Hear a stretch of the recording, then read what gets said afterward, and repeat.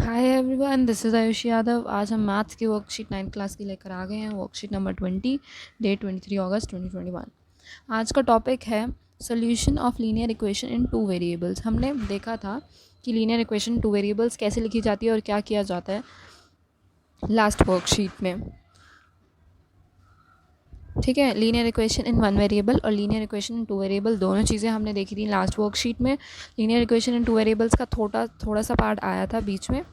अगर आपने वो नहीं देखी है वर्कशीट तो मैं लिंक डाल देती हूँ, यहाँ से क्लिक करके आप देख लीजिएगा। अदरवाइज़ यहाँ पर भी एक्सप्लेनेशन है, लेकिन क्योंकि मैं पहले वर्कशीट में कर चुकी हूँ तो मैं ढंग से ज़्यादा नहीं समझाने वाली। Linear equation in one variable में एक ही वेरिएबल होता है जो कि x होता है और उसमें कोई पावर नहीं होती। अगर पावर नहीं है, एक्सपोनेंशियल फॉर्म नहीं है कोई, जैसे हमने अभी 8th क्लास की वर्कशीट में देखा है एक्सपोनेंशियल फॉर्म कैसे लिखते हैं। अगर वो भी क्लियर नहीं है तो आप 8th क्लास की वर्कशीट भी देख सकते हो, उसका लिंक डिस्क्रिप्शन बॉक्स में मैं डाल दूँगी या यहीं डाल देती हूँ, यहीं से देख लेना यार, ज़्यादा इजी रहता है। Okay, linear equation in one variable में अगर एक्सपोनेंशियल फॉर्म नहीं है कोई भी, यहाँ पे कोई पावर ही नहीं है, तो वो लीनियर हो गई। और अगर वेरिएबल एक ही है, जैसे यहाँ पे x है, तो वो वन वेरिएबल हो गया। अब इसका सोल्यूशन कैसे निकालते हैं हम? यहाँ से इसमें b सब्ट्रैक्ट करके ये आ जाता है और फिर x की वैल्यू आ जाती है। एग्जाम्पल हमने सॉल्व करके देखा हुआ था पिछली वर्कशीट में। और linear equation in two variables में हमारे पास दो वेरिएबल्स आ जाते हैं, x एंड y, और पावर हमारी 1 ही रहेगी तभी लीनियर है। अब इसकी इक्वेशन को सॉल्व करने के लिए हम लोग x की वैल्यू को y के टर्म्स में लिख सकते हैं और फिर हम y की कोई भी 0, 1, 2, 3 करके कोई भी एक वैल्यू निकाल लेते हैं। लेकिन क्योंकि ये वैल्यू x और y की डिपेंडेंट है तो इन्फिनिटली मेनी सॉल्यूशंस आ सकते हैं linear equation in two variables में। ओके, नेक्स्ट, सोल्यूशन मीन्स कि पेयर ऑफ वैल्यूज़।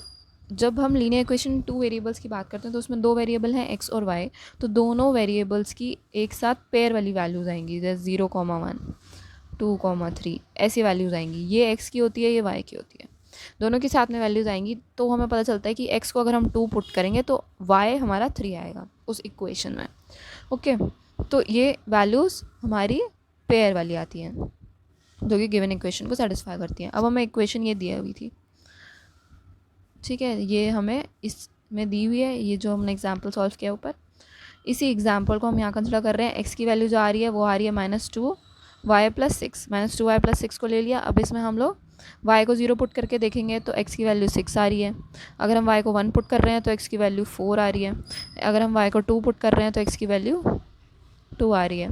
इनको हम इस टाइप के बॉक्स में लिख के देख सकते हैं। x की वैल्यू जब 6 डालेंगे तो y 0 आ रहा है, x की वैल्यू 4 डालेंगे तो y 1 आ रहा है, x की वैल्यू 2 डालेंगे तो y 3 आ रहा है।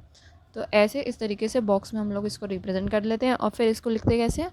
पेयर वाइज, 6,0, 6,0, 4,1, 2,2, इस तरीके से हम यहाँ पे पेयर में ब्रैकेट में लिख लेते हैं। ओके, इस तरीके से सोल्यूशन निकलता है। ये समझ आ गया होगा।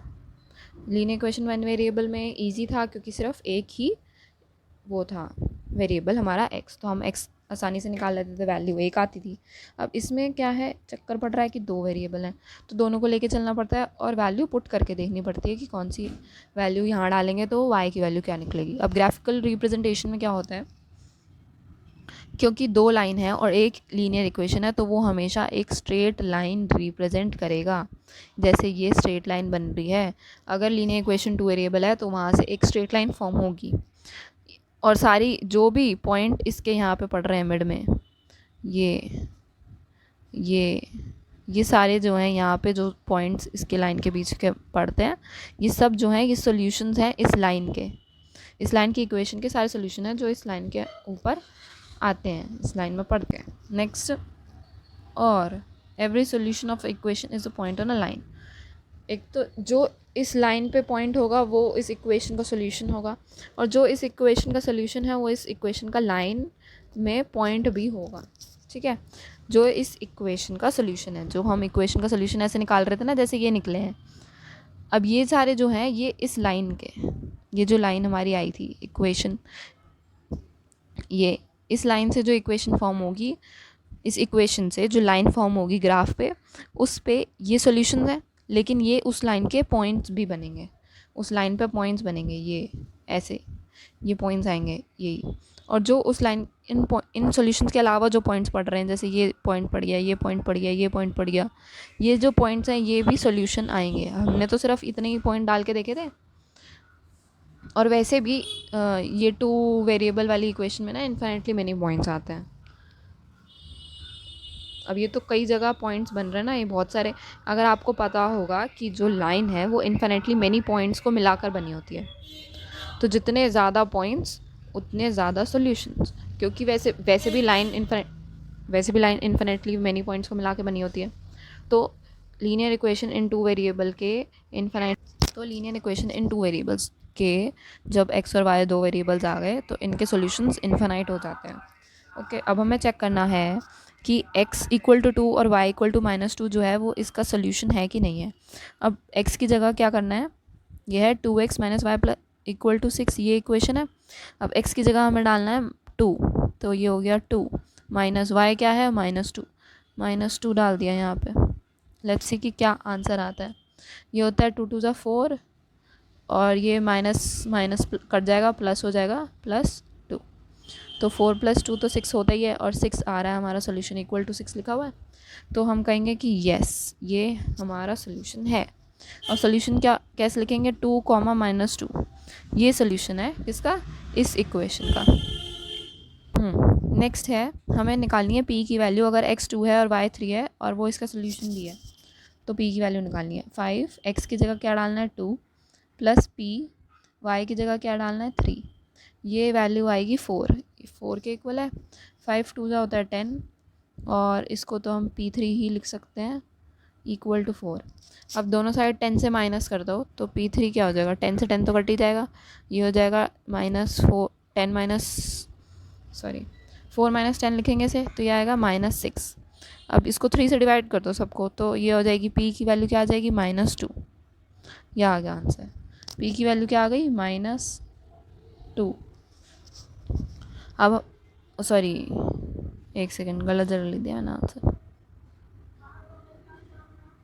क्वेश्चन का आंसर है -2, p की वैल्यू आ गई -2। नेक्स्ट इक्वेशन, ग्राफ बनाना है x + y = c और y = 2x का। x + y = 6 और y = 2x, इसका ग्राफ बनाना है। पहले ऊपर वाले ग्राफ का वो बना लेते हैं, सोल्यूशन निकाल लेते हैं कैसे निकलेंगे, क्योंकि वही हमारे पॉइंट्स होते हैं ग्राफ में, तो हमें सोल्यूशन तो चाहिए। अगर x को 0 पुट करेंगे y आएगा 6, इस इक्वेशन की बात कर रही हूँ मैं। ये 0 हो गया तो y की वैल्यू 6 हो गई, अगर y 0 हो गया तो x की वैल्यू 6 हो गई।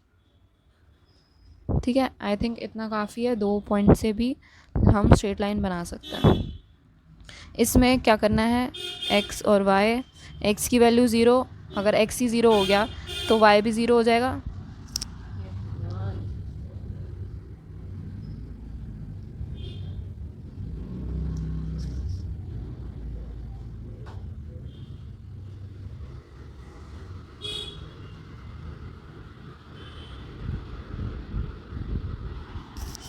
ओके, हमने यहाँ पे x 0 डाला तो y भी 0 हो जाएगा। और अगर हम x की वैल्यू 1 डालें, अगर इसकी जगह 1 डाल दें, x अगर 1 हो गया तो y की वैल्यू क्या हो जाएगी, 2 हो जाएगी। 2:1 = 2। ओके, अब हम यहाँ पे ग्राफ ड्रॉ करके देख लेते हैं। ये x है, ये x है, ये y है, ये y है।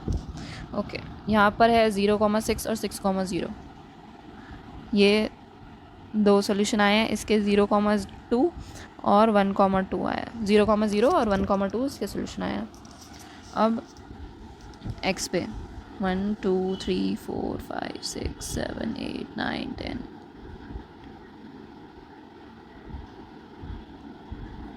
तो इसका 6 कहाँ पे आएगा, ये 6 है, ये इसका 6 है। तो पॉइंट कैसे आएगा, ये पॉइंट आएगा, ये वाला पॉइंट, उससे बनाती हूँ रेड वाले से। ओके, तो हमारी स्ट्रेट लाइन बन जाएगी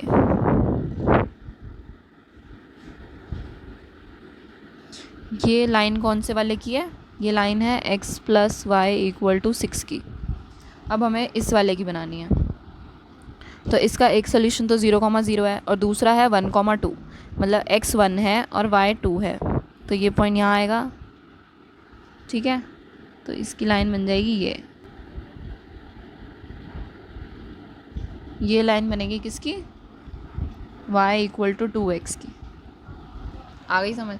तो ये हो गया हमारा graphical representation of x plus y equal to 6 and y equal to 2x। That's it. Screenshot लेना चाहते हो तो ले लो, and that's it for today. Bye bye, take care.